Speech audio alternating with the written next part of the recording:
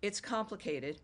Obviously, these are historic long-term rivalries between different groups in the southwest of Syria, Bedouins, the Druze community, and it led to an unfortunate situation and a misunderstanding, it looks like, between the Israeli side and the Syrian side. So we've been engaged with them all morning long and all night long, and with both sides. And we think we're on our way towards a real de escalation and then hopefully get back on track in helping Syria build a country and having a situation there in the Middle East that is far more stable. So in the next few hours, we hope to see some real progress to end what you've been seeing over the last few hours.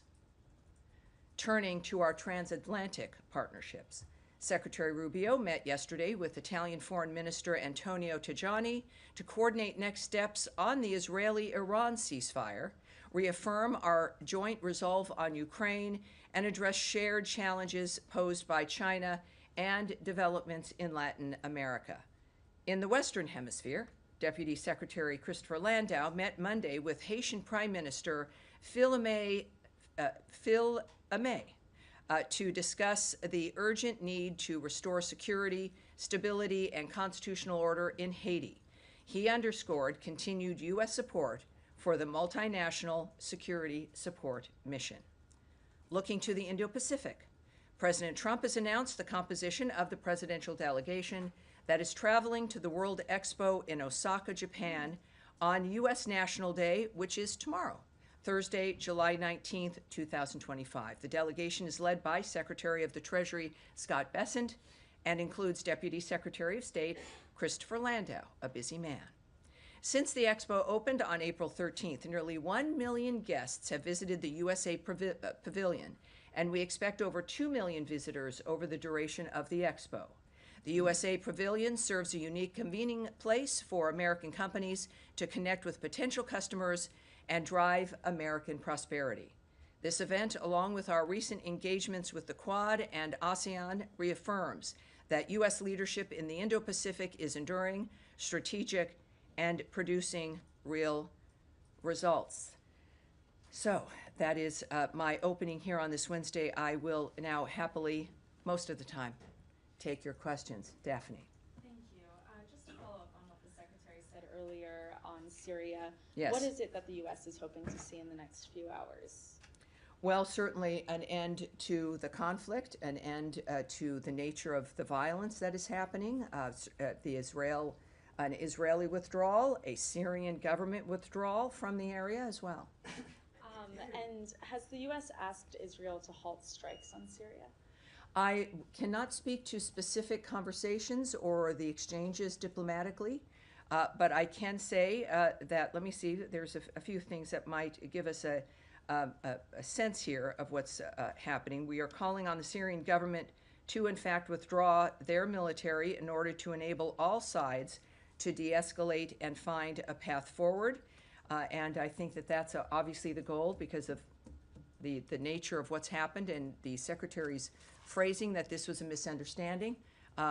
He's optimistic that this can be achieved. So you said you're looking for an Israeli withdrawal and a Syrian government withdrawal from the area. Can you be more explicit about where I can't. I can't. Right. All right. Yes, Jillian. So given what you just laid out, seems like it's safe to say that there is daylight between the President and Secretary Rubio and the Israelis? Well, I wouldn't say that at all, no. But very good try. No, I think that there's, I think it's very specific what we've been asking. We've been obviously speaking with all the parties involved. We are involved and we know the parties involved. And the President and the Secretary have noted that they expect de-escalation as soon as possible, that this was classically a misunderstanding between Israel and Syria, and long-term tribal issues also in the area. But our best are on it, and that includes, of course, the leaders of the country. Can you comment on the food aid that is set to expire, the 500 million billion tons or whatever it is that is set to expire that was slated to head to help stave off, I guess, starvation in Afghanistan and Pakistan? What I can say without the particular specifics is that we have a kind of a standard procedure that if food is expired, it will be destroyed. Let's get more information on that. I know that there was a conversation about the nature of food and whether or not if it is expired, and if that's the kind, we know we take action with that when it comes to the procedure. So we'll get an answer back for you on that. All right, yes, sir. Yes, hi, thanks, Tammy. Just back on Syria, could you give us a sense of whom the Secretary has reached out to, both on the Syrian side and on the Israeli side? No. And, Sorry, just a quick answer. No. all right. And second, could you give us some clarity as to what he meant exactly by a misunderstanding between Israel and Syria? I mean, I know he said it was complicated, so I Yes, don't it's expect a short complicated. answer, but Well, yes, what did he mean by I won't characterize his statement or remarks. I would expect more comments to come from the president, perhaps, and certainly the secretary. They are, again, have been, as we have in general, involved in de-escalating this, which is the key. But within his experience, he felt that that word was appropriate. Yes. All right. Yes, sir. Thank you. That's where Nadia should be sitting, though. Yeah, I believe you better tell her. What's your name, sir? Joseph. Joseph. Hi there. Welcome aboard. Thank you. I wanted to ask on Gaza if you have any updates to provide on ceasefire talks or progress on that. Yes, we do. There's still negotiations. I'm not going to get into the details of what those are. And of course, last week, you'll recall that Secretary Rubio said that we are hopeful. He says, I mean, in the end, we're hoping they'll move to proximity talks. So obviously, it's a negotiating process that is underway and ongoing. He said, it appears that generally the terms have been agreed to, but obviously now you need to have talks about how to implement those terms. He noted, I should say now President Trump has noted, that we want to have a ceasefire. He's noted that many times. We have to have peace. We want to get the hostages back, and warned Hamas that it will only get worse if they don't agree to this arrangement. Right. And then on Lebanon, Ambassador Barak was recently there and receiving a response to proposals or roadmaps for that country to disarm Hezbollah and implement certain reforms. Can you talk about any of the, I don't know what you want to call them, demands or asks that he made of the Lebanese government, specifically as it pertains to Hezbollah's weapons? Was there a timeline given? Has he warned that U.S. support could be withdrawn or reduced if the Lebanese government doesn't make any progress? Well, as you'll learn, if we'll see you hopefully on occasion here, is that I won't speak about the nature of the specifics of what happens in a negotiation, what is asked for, what those conversations are. We do know, of course, that the ambassador, and as of course our special envoy also, has been very open about the fact that, and this was last week, that he was happy with the nature of the conversations and the commitment to disarm Hezbollah. I can also note on the same sort of issue when it comes to money that supports Hezbollah. The Ambassador Barak stated that stopping the flow of Hezbollah's finances, including through Al-Qard al-Hassan, is a USA priority. We welcome Lebanon's recent efforts in that regard as well as a step in the right direction, but more needs to be done. The Lebanese government must abandon the pretense that Al-Qard al-Hassan is an NGO under Lebanese law rather than what it is, which is a financial institution used by Hezbollah to subvert international sanctions regimes and undermine Lebanon's formal economy. So I can have that for you. Yes, sir. Thank you very much. Tell me, there's a Qatari delegation. We'll take your question, but then I'll come right back to you. Go ahead, sir. Okay. I know you're like really close to each other. All right, go ahead. There's a Qatari delegation visiting the White House tomorrow. And is the Secretary going to be holding separate talks with members of the delegation? And also, what role do you think the Qataris can play in helping secure a ceasefire? Well, I won't discuss what the Secretary's plans are at this point or who he'll be meeting with. We do know, of course, Qatar has been helpful in the past as a partner, but I won't go into the details of what we can expect in that regard. All right, and now, yes, sir. The administration has done a lot of work with the new government in Syria to try and nurture relations, to try and embed stability there, lifting sanctions and delisting HTS Yeah. and things like that. How did these Israeli strikes, which seem to amount to very sharp escalation, extremely dramatic and devastating pictures, particularly from Damascus, of the impact of the bombings, how does that affect your attempts to build that relationship with the new Syrian government? Well, of course, we know, and we've made a tremendous commitment there to stabilize Syria, and our special envoy, Ambassador Barak, is leading that.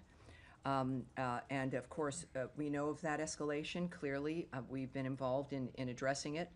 And I think that what is clear still comes from the Secretary's remarks regarding the issue of it being a miscommunication, essentially, and I think that's significantly different than an escalation.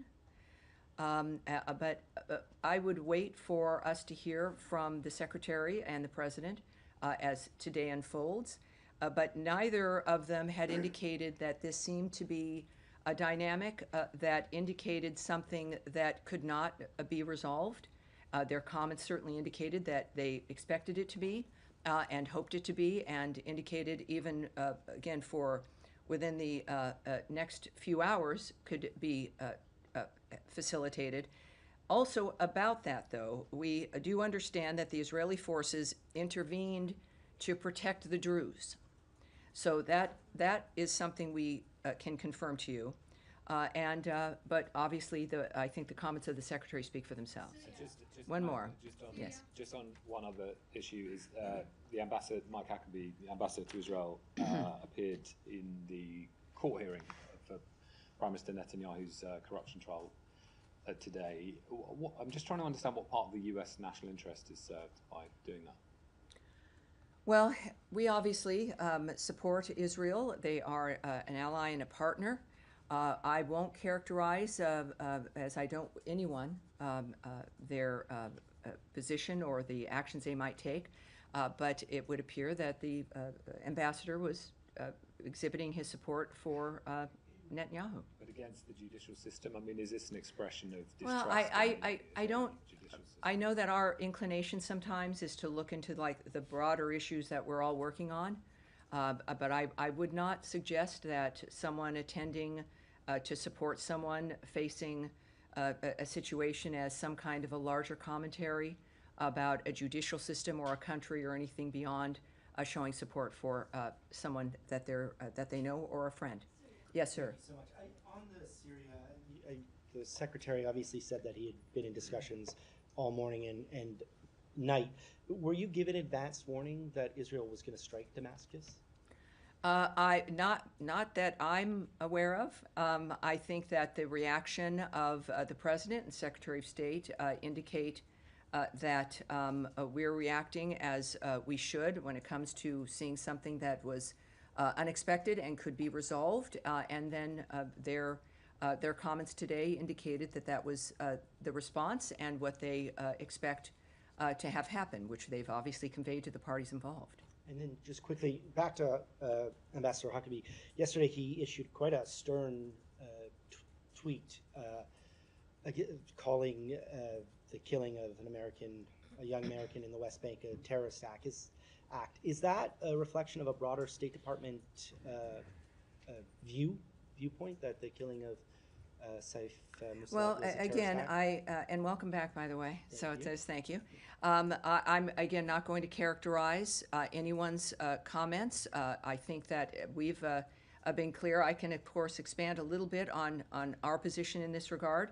One thing, of course, we do repeat, and it's important, as the Secretary has also repeated, is that Ambassador Huckabee has asked Israeli authorities to aggressively investigate this case. And we refer you to the government of Israel for additional details related to that investigation. Because of the nature of the world these days, I say very often that we have no higher priority than the safety and security of U.S. citizens. It's a reminder to everyone watching at home the role of the State Department and why we work as hard as we do. We can confirm the death of a U.S. citizen, Safale Masolet, in the West Bank on July 11th. We offer condolences to the family on their loss and are providing consular assistance to them.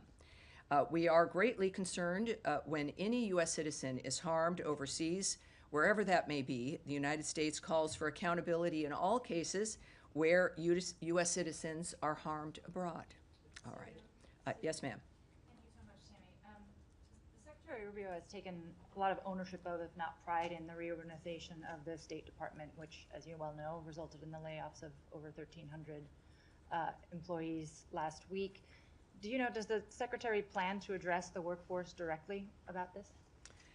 What I can tell you is that without forecasting his actions or any remarks, is that the Secretary, as you all know, is very vocal and likes people and engages with them as often as he can. He cares very much about this department and to the point where, look, he undertook something that others had talked about or wished could be done, but just didn't. It was important enough for him so that the people who are here could have a work experience and the result of the products they produce and the passion they have for the work, that it could actually be efficient, that it could get things done within an amount of time that makes it relevant. So it's his phrase is the at the speed of relevancy. So I would, he speaks to many of us a lot, all the time, and I would expect, of course, that to be the case. He's been busy, as we all know, but he's certainly engaged in this regard and is up to date constantly on the nature of where things stand. But just respectfully, I mean, it's the department he oversees, Sure, right? of course he drove will. a lot of Of this course. process, and I think that we reported and Well, I Congress think has that what heard I from think to layoffs. not, don't move too far ahead of the fact that I'm not going to state when or how or whether he will. What I've said is that he speaks to us all the time. He loves the department, obviously. This is his home. And I think that on this issue and many others, the people who run this department, who make this department relevant and possible, all of us, whether we be political people or career people or foreign service officers, will hear from him, of course. Can I ask on Russia as well? Or you mentioned the arrangement that the president laid out on Monday that the U.S. sell advanced weapons to NATO members who can then pass them on to Ukraine. How many, if any, members of NATO have committed to that arrangement so Well, far? I didn't say exactly that. What we said was that this would involve NATO, and of course they would have the ability to then move them to other countries. So I think that's a specific difference.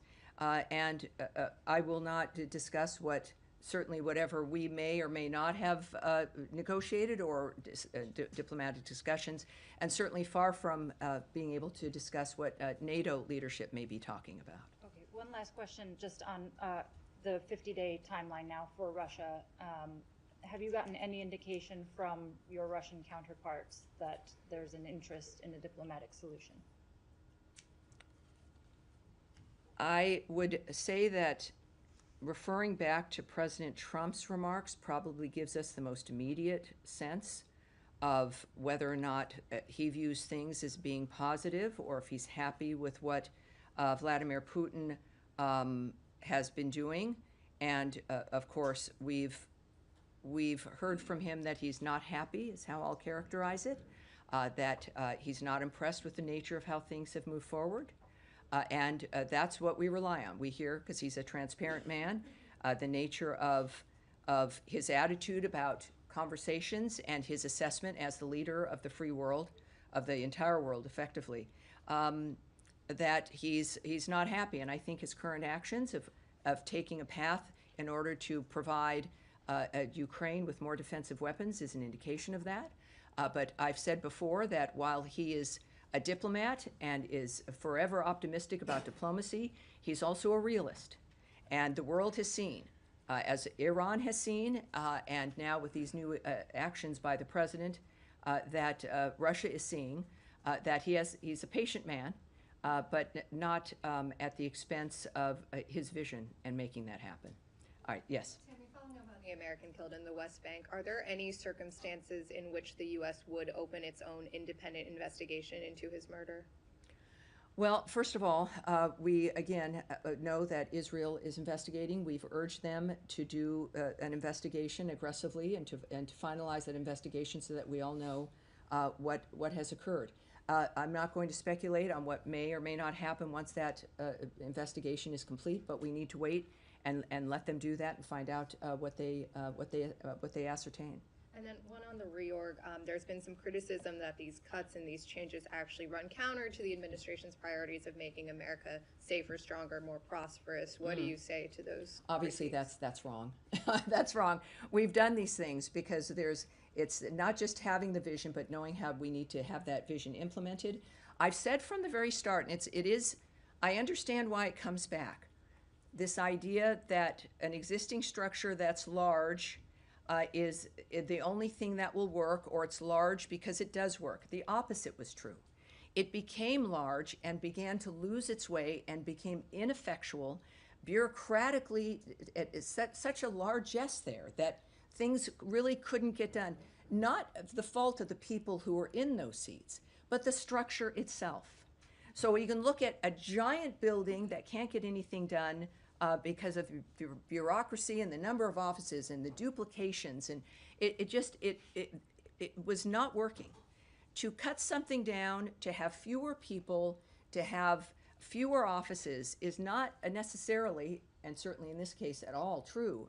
That means that certain things are going to stop, or certain things aren't going to be functioning as well. Fact of the matter is, they will function better. That we will be able to serve the American people, get our mission done, implement our vision, because it's functional. So let's not mistake size and bulk for the appropriate methodology. You've got a nimble, effective organization that is what we need in order to get things done. Because of the 21st century, you learn about things now. If something happens as we did, let's say with Syria, something happens in Syria right this minute, in 2 to 5 minutes, all of you are going to hear about it on some platform or through some wire service, many of which you will be working for, and it'll be your colleagues. But we will hear about something in the other hemisphere within minutes of it happening. And then we don't have weeks or months to determine what our reaction will be. We also need to have a space where we can act when he says the speed of relevancy, the Secretary is talking about acting in a world where news and information and reality comes to us almost immediately, and we need to act accordingly. So, those who say that this is going to harm the agenda of keeping America safe and strong, that isn't just now. That's the agenda of the American people. We've always wanted that. The American government, by becoming too big, has abandoned us in some fashion in that regard, and we've seen the suffering of the American people throughout generations. This makes it better, makes us safer, makes us stronger. And we will see that because it is fast. You will see that being implemented. Syria. Yes, sir, in the back, right there. Thank you so much, Tammy. Two questions, one on Iraq and the other one on Syria. So recently, the drone attacks has increased on the Kurdistan region, particularly on the U.S. firms, the oil fields operated by the U.S. firms, including an attack that happened today, which the U.S. firms have announced a suspension of oil production. I was wondering what's the U.S. comment and reaction to these attacks, and the U.S. Embassy in Baghdad said that this is not acceptable. What do you mean by this is not acceptable? Are you going to take any actions against those groups who attack these oil fields? Well, we have been vocal regarding actions that have happened with Iraq and the Kurdistan region. We've made it clear that we expect Iraq to withdraw certain dynamics that they apply to the Kurds when it comes to issues of salaries and oil distribution, et cetera.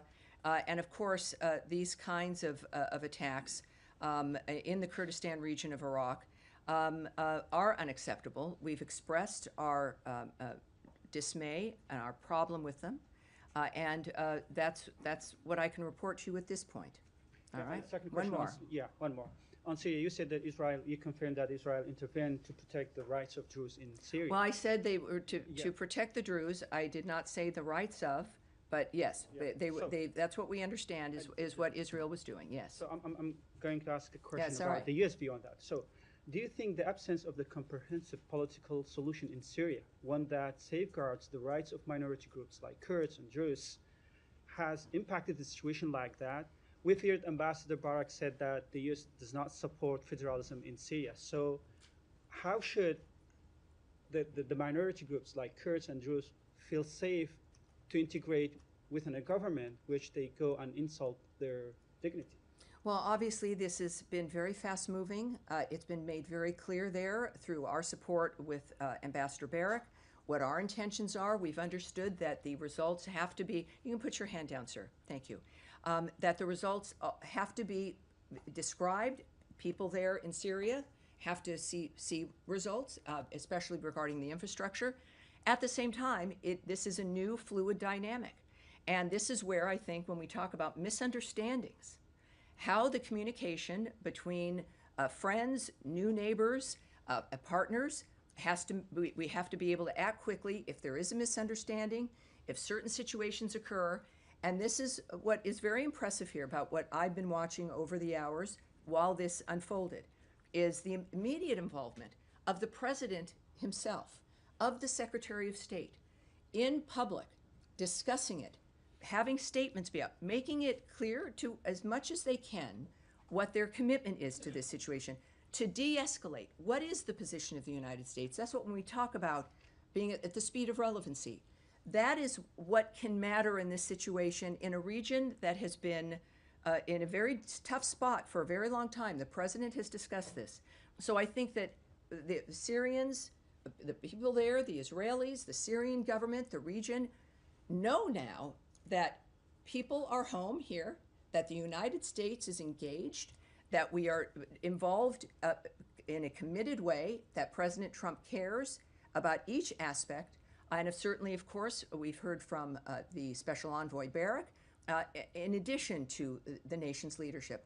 That in and of itself we think is important, in addition to the results that will come with the diplomacy that we've exhibited over certainly the beginning of this term. Yes, sir. Thank you, Madam Bruce. My name is Ahmad Shado. I'm a journalist from Azerbaijan, and I have two questions. Nice to meet you, sir. Thank you, sir. First question, last week, Syria's transitional president, Ahmad al-Sharon, visited Azerbaijan and met with President Ilham Aliyev, and they signed new agreements on post-war reconstruction process in Syria, energy cooperation, including potential natural gas from Azerbaijan to Syria. And this visit came shortly after the U.S.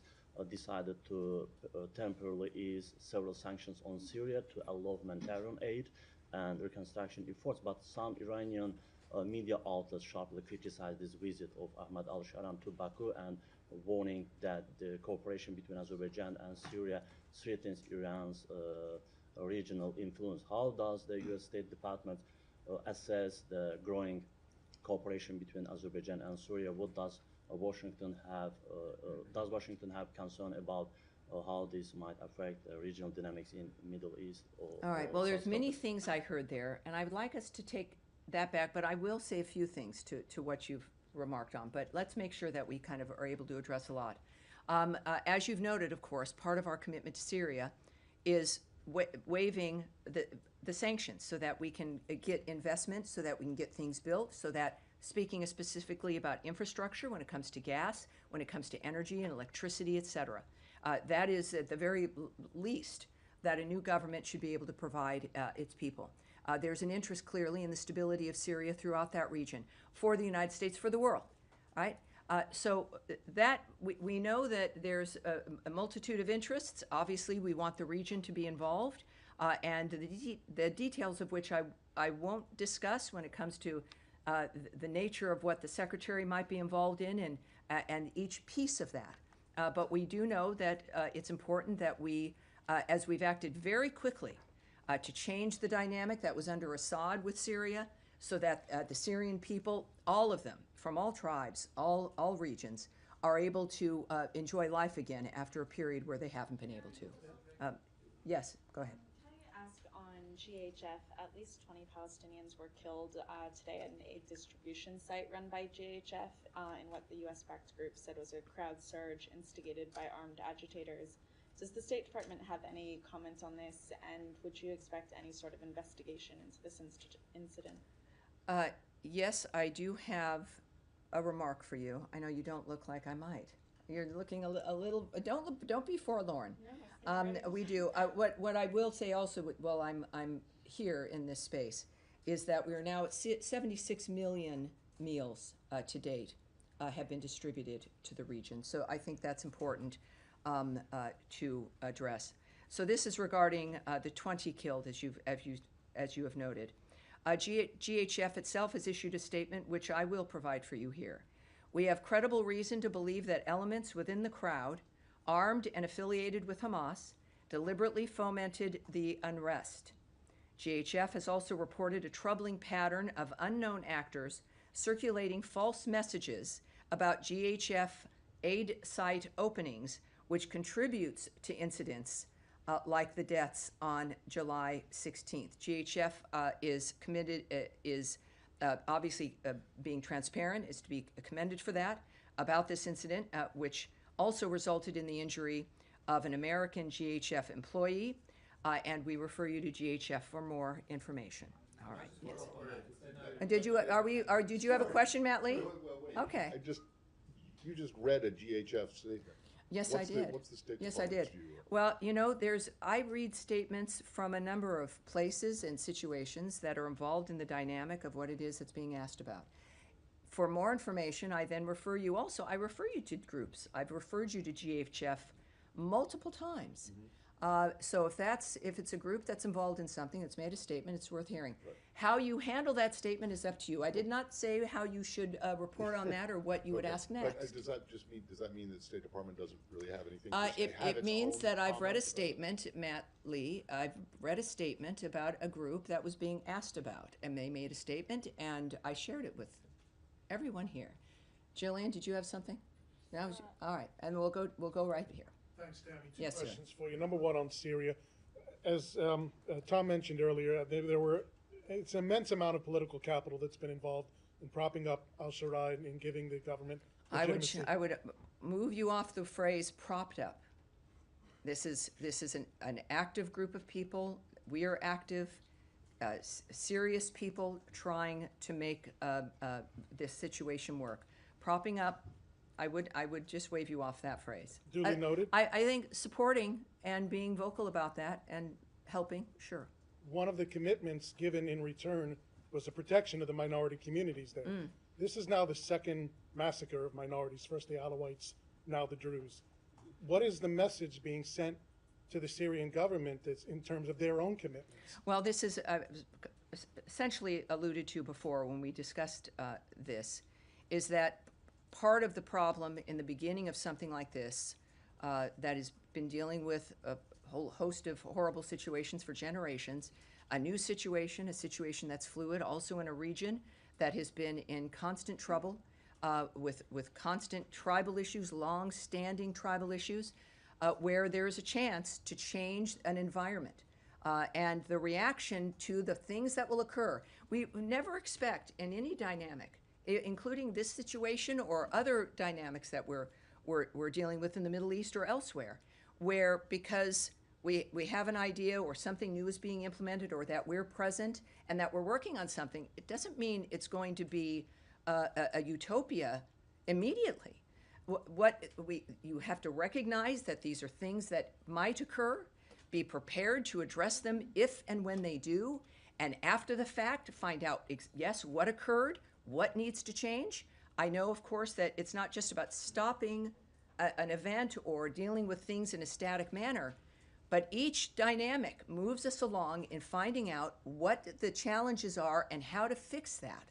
And that is clearly going to be the case here with this situation. With the death of the American, real quick. One more. Very quickly, with the death of the American in Judea and Samaria, President Trump and Secretary Rubio were discussing it with the media earlier today. The president looked at the secretary. He mentioned something about a meeting about it tomorrow. The White House press office is looking into it for me. They didn't quite understand either. Is there a meeting going on tomorrow about that situation? Well, my goodness, I love the faith you have in me. No, if this is, faith I do, I love it.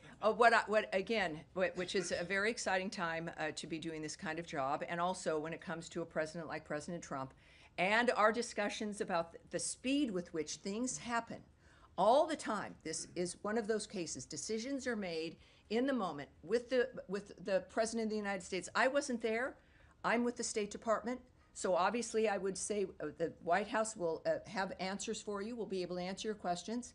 I certainly won't speculate on what that means.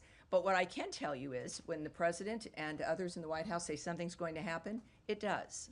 All right, yes, in the back, some people have not had a chance. Let's go to but with the glasses, let's keep going here. Thank you. After the ceasefire between India and Pakistan, India is now releasing threatening statements and has blocked water supply to millions of Pakistani by suspending Indus Water Treaty. Pakistan says it considered it as an act of war, as more than 240 million Pakistanis rely on the supply of this water for agriculture and basic needs. So what are your comments on this? Well, yes, that's specifically, I have nothing for you regarding that particular dynamic, but let's see what we can find, and we will get it back to him. We'll have one more with someone who has not already had a bite at the apple in the glasses, sir, at the end of the row. Yes. Terrific. Do you expect Israel to inform the US before carrying out bombing raids in the region? Well, I can't speak to any arrangements we have regarding certainly what the DOD might be addressing or dealing with, or diplomatic arrangements we've made or agreements we have with another country regarding or not regarding military engagement. So that's not something I can answer for you. One quick follow-up.